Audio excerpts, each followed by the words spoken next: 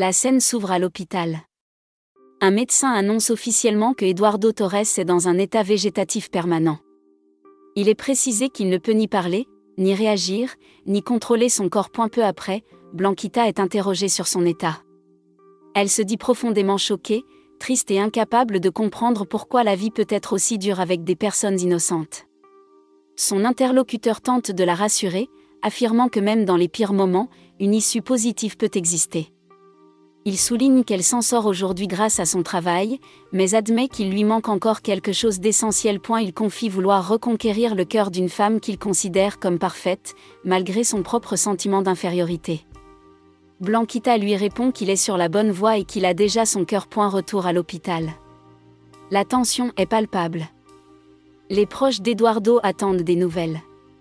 Sa mère est informée officiellement de la gravité irréversible de son état.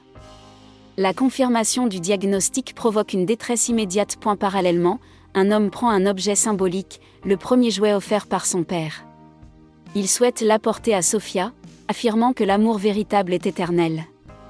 Il évoque la mémoire de son père disparu et explique que ses actes continuent de résonner dans sa vie. Il affirme avec certitude que Sofia est l'amour de sa vie. Un tiers, Hugo, l'encourage à se battre pour elle.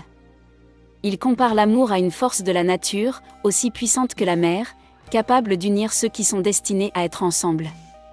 Il affirme que les sentiments de Sofia existent encore et ne s'éteindront pas. L'homme promet de continuer à se battre. Et la scène bascule vers une confrontation silencieuse. Une femme s'adresse à Eduardo, désormais inconscient. Elle lui reproche son égoïsme et son ambition, affirmant que ses actions l'ont conduit à tout perdre. Elle souligne qu'il dépend désormais de machines pour survivre. Elle déclare avoir tenu parole, elle n'est pas repartie les mains vides, mais annonce clairement qu'elle ne prendra pas soin de lui et qu'elle va désormais vivre sa vie sans lui. Une autre scène montre Lucia rendant visite à un patient. Elle explique qu'elle lui lit à voix haute pour stimuler les connexions neuronales.